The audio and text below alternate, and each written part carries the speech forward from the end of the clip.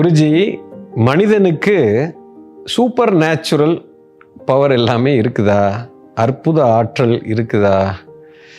இது super natural, சாதாரண natural அப்படிலாம் இல்லை. இயற்கையில் எல்லாமே இருக்குது, ஒரு மனிதனுக்கு இருக்குது. நீங்கள் சூப்பர் நேச்சுரல் ஏன் சொல்கிறீங்கன்னா, சராசரி மனுஷனுக்கு தெரியாத விஷயங்களை ஒருத்தன் செஞ்சிட்டான் அப்படின்னா அதை சூப்பர் நேச்சுரல்னு சொல்கிறீங்க. இப்போ சாதாரணமாக மனிதன் பூமியில் நடப்பான், இப்போ தண்ணியில் நடக்கிறான் அப்படின்னா அதை சூப்பர் நேச்சுரல்னு சொல்கிறோம். பறக்கிறான் அப்படின்னா சூப்பர் நேச்சுரல்னு சொல்கிறோம்.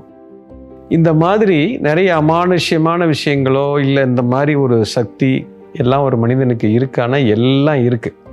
எல்லாமே அதுக்குள்ளே நமக்குள்ளே இருக்கிறது. ஏன் கடவுளே நமக்குள்ளே தான் சார் இருக்காரு. அப்புறம் என்ன சார் நீங்கள்? இறை சக்தியே உள்ளே இருக்குதுங்கும் போது அந்த சக்தி எப்படி இல்லாமல் இருக்கும்? சூப்பர் நேச்சுரல் பவருங்கிறது ரொம்ப சாதாரண விஷயம். அந்த காலத்தில் அட்டமா சித்துன்னு சொல்லுவாங்க. அந்த சித்தெல்லாம் இருந்துச்சுன்னா கையிலேருந்து என்னென்னத்தையோ வரவழைக்கிறது, இப்போ மறைஞ்சு போகிறது, இந்த இடத்துலேருந்து இன்னொரு இடத்துக்கு போகிறது. டைம் அண்ட் ஸ்பேஸ்ன்னு ஒன்று இயற்கையில் இல்லை அப்படின்னா நீங்கள் எங்கே வேணால் மூவ் பண்ணலாம் ஆல்ரெடி. ஸோ இந்த மாதிரி விஷயங்கள் தான் நீங்கள் சூப்பர் நேச்சுரல் பவர்னு சொல்கிறீங்க. இது எல்லாமே இருக்கிறது. ஆனால் இது ஏன் நமக்கு மெஜாரிட்டி ஆஃப் த மக்கள், 99% மக்களுக்கு இது ஏன் நமக்கு தெரியல அப்படின்னா, நம்ம பொருள்தன்மையில் சிக்கி இருக்கிறோம்.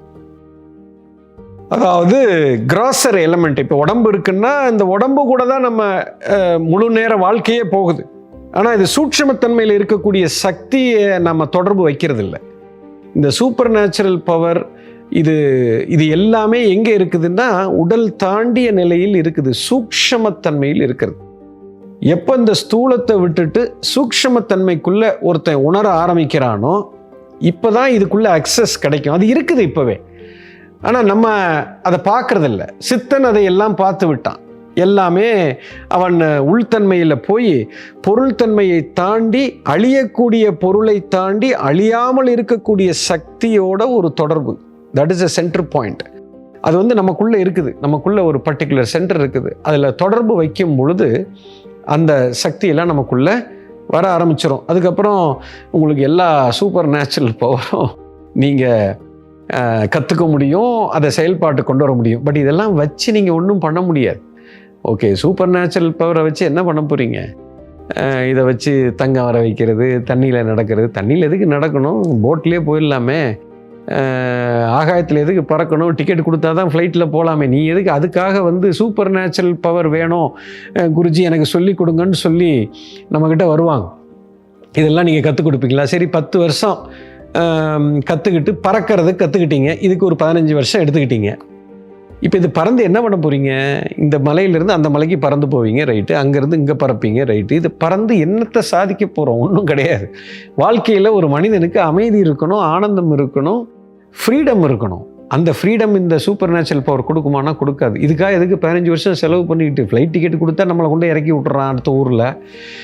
ஸோ அது இருக்குதான்னா இருக்குது. பட் அதை நம்ம தெரிஞ்சுக்கணும், கற்றுக்கணும். இதுக்காக நம்ம நேரத்தை விரயம் பண்ணுறது பைத்தியக்காரத்தனம். வாழ்க்கையில் சூக்ஷ்மத்தன்மையில் ஆழமாக சென்று விடுதலையை நோக்கி போகணும். பிறப்பின் நோக்கத்தை அறிய வேண்டும். இந்த கேள்வி எங்கேருந்து வந்ததுன்னு தெரியல. இந்த கேள்வி நிறைய பேருக்கு ஆசையாக இருக்கும்.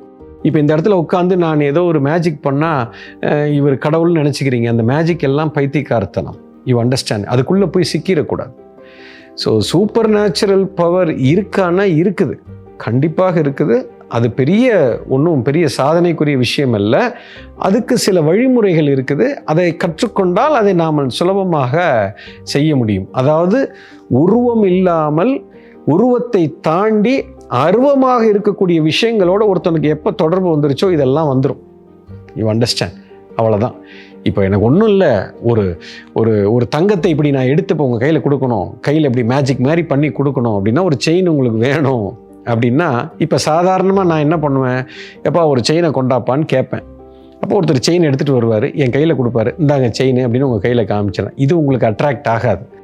இப்போ யாருமே எனக்கு எடுத்துகிட்டு வரக்கூடாது, என் கையில் தானாக அந்த செயின் வரணும். இப்போ நீங்கள் பயங்கர குஷி ஆயிடுவீங்க. இதை சூப்பர் நேச்சுரல் பவர்னு சொல்லுவீங்க. இப்போ என்ன நடந்திருக்குதுன்னா, முதல்ல ஒரு ஆள் உடம்போட செயினை கொடுத்துட்டு போனார். இது நீங்கள் பெருசாக எடுக்க மாட்டீங்க. இப்போ 2வது தடவை உடம்பே இல்லாமல் ஒருத்தர் வர்றார். அவருக்கு உடம்பு கிடையாது, உங்கள் கண்ணுக்கு தெரியாது. சூட்சமத்தன்மையில் ஒரு தேவதை வந்து என் கையில் செயினை கொடுத்துட்டு போயிடும். அது என் கண்ணுக்கு மட்டும்தான் தெரியும், உங்களுக்கு தெரியல.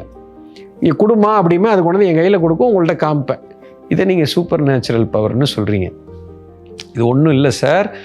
இப்போ உடம்பு கூட இருக்கிற தொடர்பு தாண்டி உடம்பே இல்லாத சக்தி கூட எனக்கு எப்போ தொடர்பு வந்துருச்சோ, இப்போ நான் ஒரு ஆள்கிட்ட செயின் கேட்க மாட்டேன், அந்த சூட்சமத்தன்மையிலே இருக்கக்கூடிய தேவதையை கொடுன்பேன். இதை நீங்கள் சூப்பர் நேச்சுரல் பவருங்கிறீங்க. இது எதுக்கு தேவை? இப்போ இதை கற்றுக்கொண்டு என்ன செய்ய போகிறீர்கள்? ஒன்றும் கிடையாது. இது ஒரு உதாரணம் தான். இதுபோல் நிறைய ஒவ்வொரு சூப்பர் நேச்சுரல் பவருக்கும் ஒரு சூட்சமத்தன்மை இருக்கிறது. You understand? கட்டாயம் இருக்கிறது.